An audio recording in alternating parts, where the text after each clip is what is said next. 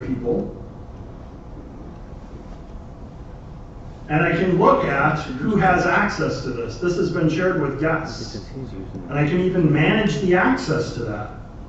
Oh, that's good. Anyone with a link can view this. I can stop sharing right here. So it's that quick and that easy to stop sharing if it's been shared. How easy is it to share something? Let's say I want to share something with other people. So my files, these are all of the files in the folders that I have set up at Brainstorm. Anything that I don't file, that I just put into OneDrive, falls in this first area out here. If I want to share a file, you'll see this little sharing icon next to the files, no matter what they are. Pictures, PDFs, videos, whatever it is.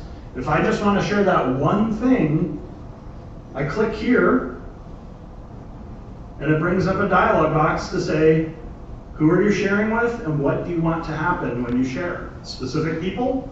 Only those people have access. Everyone? Everyone has access. Allow editing, because I'm using the business, I can say there's an expiration. I want this to expire in a couple of years, in a day, in a month, whatever. So it's very easy for me to set up those parameters. If I want to share, the way that I shared that adopt folder is I did the sharing here instead of to the individual files. So everything under the folder becomes read access to anybody on the internet by sharing the folder. So if you wanted to share with family, you could call the folder family photos or family share the folder, and then anything in the folder, the people have the same access rights they have to the folder to all the individual files or subsequent folders. So you could create family share and then photos and pick photos and videos and music, whatever types of things you're sharing with your family, they're in that folder. The people that you've given access to have access to it. And it's all online. The other thing I can do is I can download from here. I have a number of Office presentations for tips and tricks.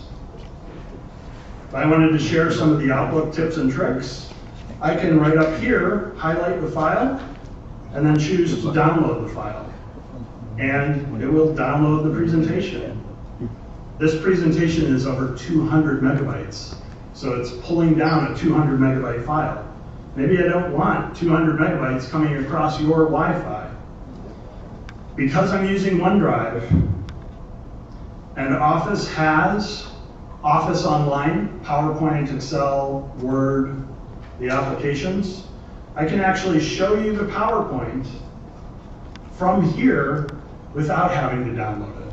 I don't have to take that 200 meg plus download to actually show you the presentation. This is another way that if I came here and maybe on the way in, just like I dropped a device up here, I dropped my iPad. My iPad just shattered. Uh-oh, I'm planning to show you guys OneDrive. What do I do? I grab any of the other devices that I brought with me, and I can do the same presentation from there. Or borrow one from someone else? Yes, or borrow one from somebody else. All I need to do is get to those shared locations, or authenticate if it's me, put in my credentials, and I have access to that information. How are we doing on time? Keep going. Okay, how much? 10 minutes? 5 minutes? 15? Okay, good. I don't want to keep everybody here till lunchtime. Everybody, why is he still going? You can buy one. Question, yes. Yes. When you talked about sharing files, somebody included you in a share. Yes. Can you turn around and share that with other people, even though that file's not your file? Great question. So the question was, Ed shared information with me. Can I turn around and share that with other people? Go ahead, Ed. Only if I originally shared it as publicly available to everybody, because that's just a link.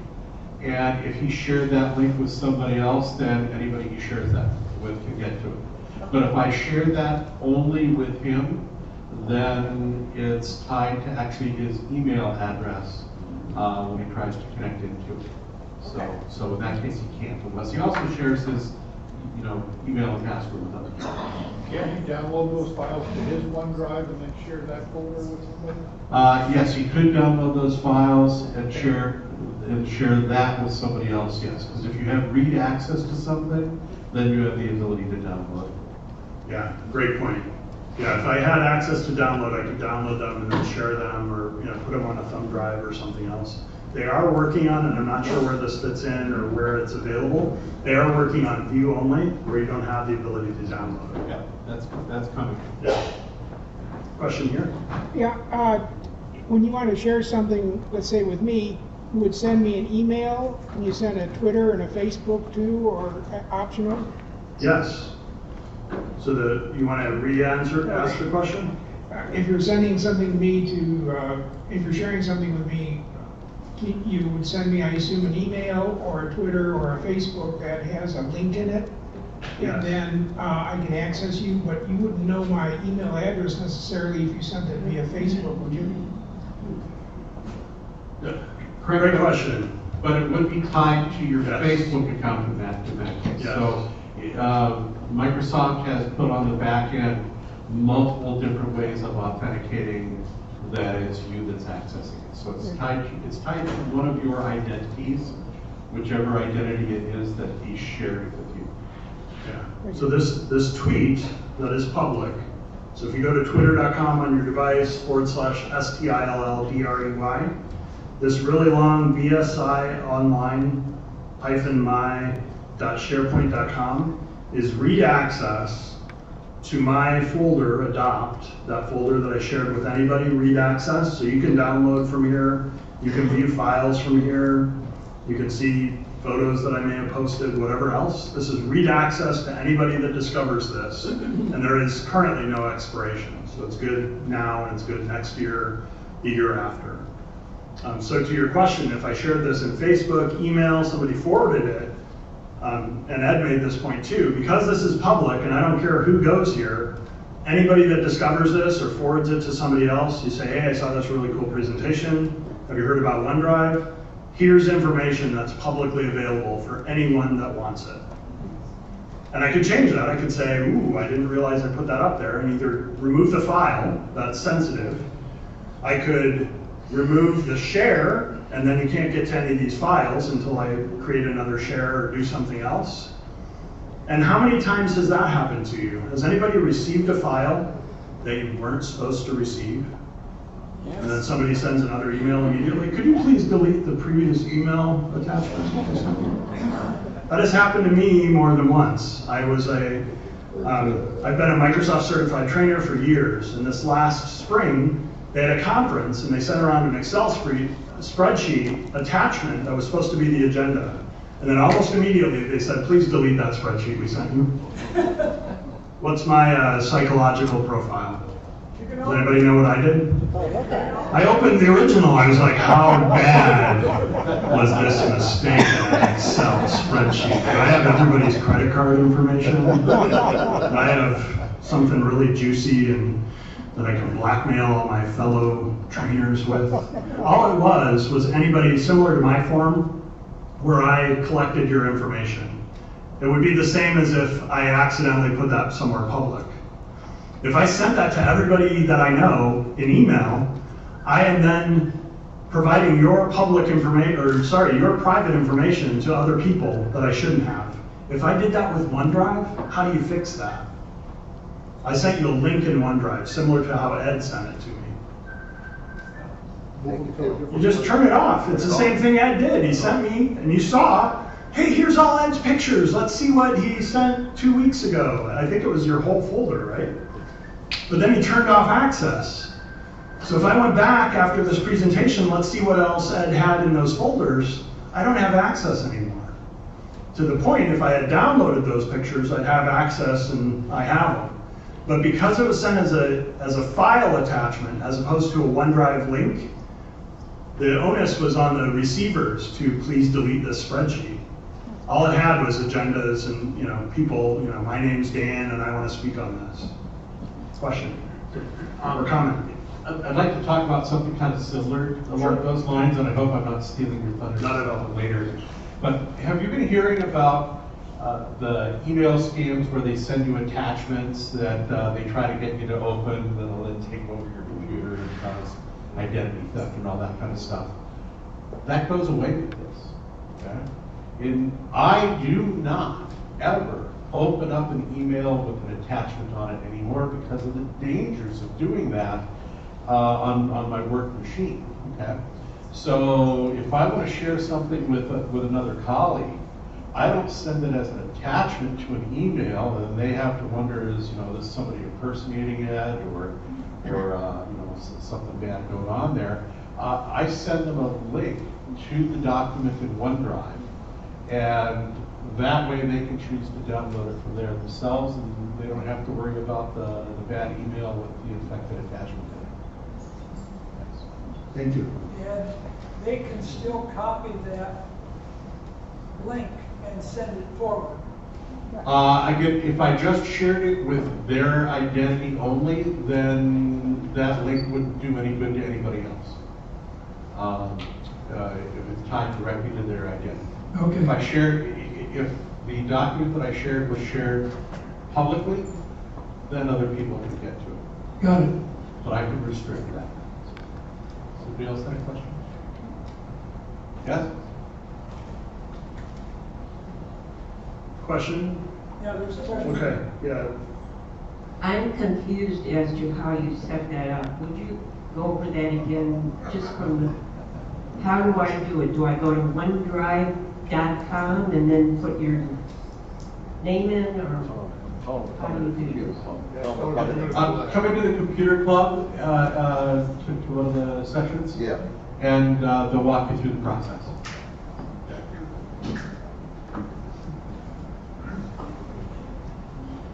I discovered a problem with OneDrive.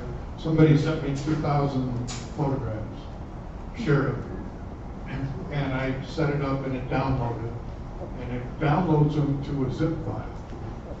Then I went to open the zip file and it said, that's an illegal file. And what happened was the file was larger than 3 gigabytes, which you're not allowed to do. But there's no warning that that's the case. It took me 2 days to figure this out. Okay. Yeah, and that actually kind of depends on a variety of different things. It depends on the computer that you're using. It depends on the limits that OneDrive has in place. They have increased the single file size now. Can't remember what the new single file size is. But It's in the gigabytes. yeah, I don't it's recall. bigger than it 15 was. gigabytes? But what you can do in that case is you highlight 20 files, download them as one batch. But to simplify the download process, if you select more than one item, it automatically in the back end puts it into a zip file to put it down.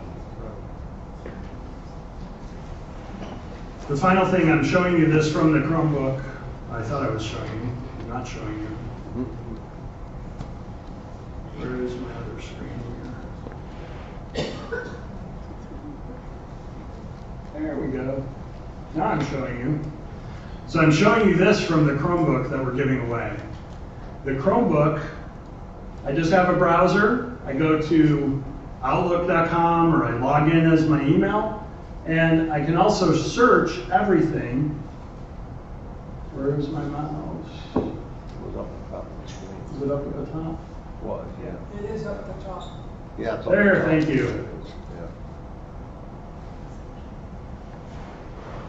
Yeah. If I go to the search here, I can search for things like Sun City and prove to you that I've been here before, if you haven't heard me speak before. These are all the files in my OneDrive personal that I've presented before, 2011, 2014, other files that somewhere in the file have Sun City as autocomplete. So OneDrive personal can be that place that you have instantaneous capability to search and find things that you've shared before with people. So with that, we haven't talked much about Windows 10, but as I mentioned, Windows Insiders meets every single Wednesday, And the address for that, I have not shortened yet. Has anybody here heard of meetup.com? METTUP.com? Yeah. Both of these groups, the OneDrive enthusiasts group and the Windows Insiders Midwest group, are something you can find on Meetup. And Dave, can I send you information on that? You can get it out to folks? Yep. So if you'd like to sign up for those on Meetup, it will give you information about where we're presenting. I did put this one on Meetup. That's how Ed and maybe a couple other people may have found out about it. But the idea is Meetup allows you to meet in person, but also have like online capabilities. So we can definitely cover off on some other things like the upcoming editions of Windows. And I can point Dave to the previous discussions we've had on those. We have more than enough conversation on what's coming with Windows this fall and Defender and other topics there. Okay, We have, go ahead. we have a newsletter, and we can incorporate some of that into our newsletter. Perfect, perfect. This is one. Yeah, we can incorporate some of those pieces of information that Dan will send into our newsletter announcements. Okay. Questions? Any questions?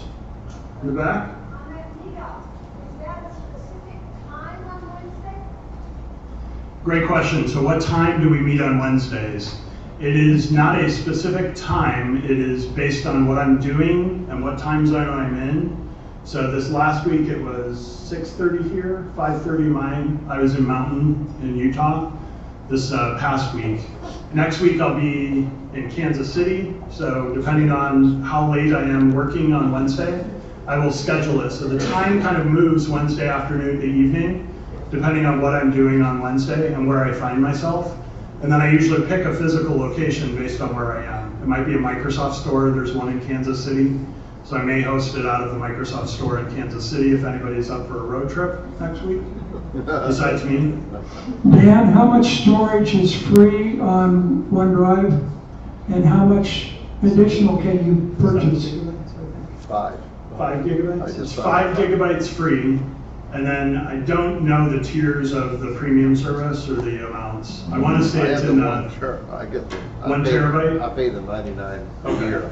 99 a year for 1 terabyte. Well, that's That included Office 365. That's for Office 365, so you get much more than just Right. OneDrive. And that's, and You I. mentioned that Computers, right?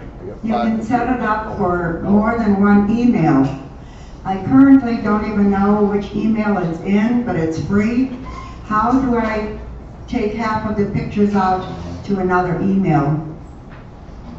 That's a great question. I have multiple free Hotmail accounts, and some of them I've had for years, some of them I've set up recently. I could set up another one right now. If you wanted to grab them, similar to the point that was made here where you grabbed like 2,000 pictures, was it? If you grab 100 pictures or 500 pictures, they zip those files or they zip those pictures if you download them, depending on how you download them. So the files might come down in a zip or a compressed file, and then that file could either be opened and then uploaded to another account, another free account, or you could just put the zip file into the free account. So the answer is you would open both OneDrives, either simultaneously or one at a time. From the one that has the photos or the information, you download all that, and then from the other one, you'd upload all that. Can you give me the use case on why you want to move them from one to the other? Because my 2-year-old,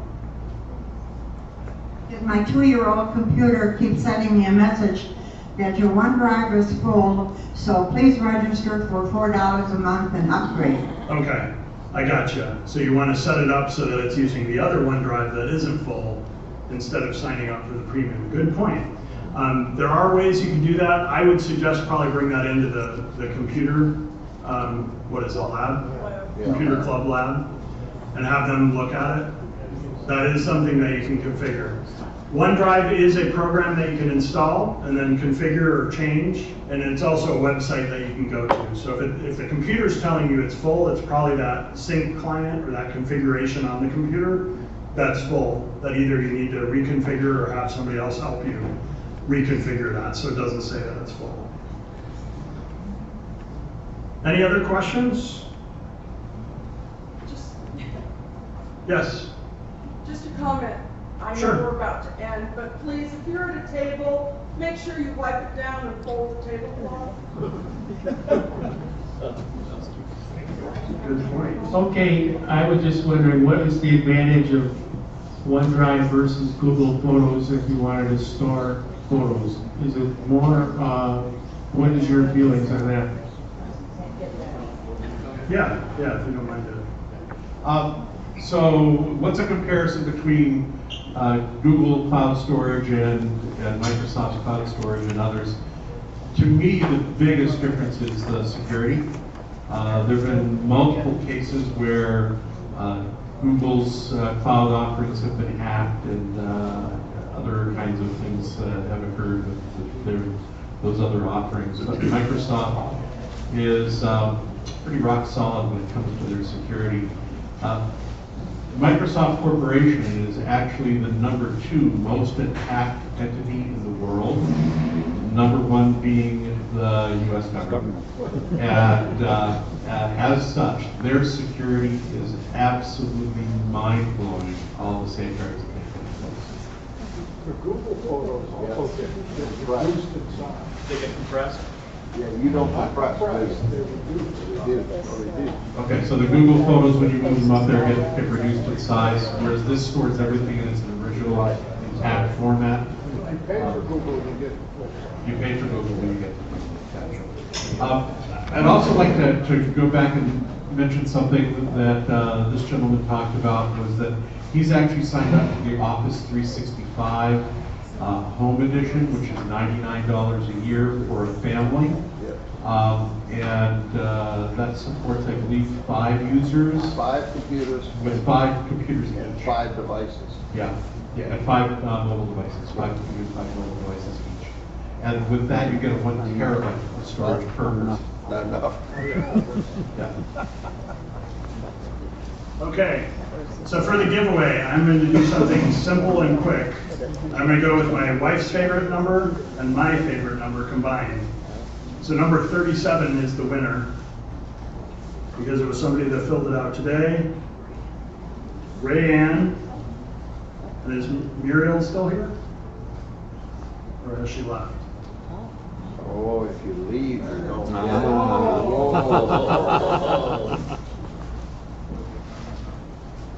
What's your next favorite number? Actually, you didn't follow that. 38. Oh, it's true, though, we know that. Can you guys find her? If I leave this for her? Actually not. Wait a minute, did she put her email address in there? She did. Yeah, I can email her. Or you guys can. We can trace through the email. And she told me I can email. Okay. Okay. So thank you for attending, and thanks for filling us out. Thank you very much.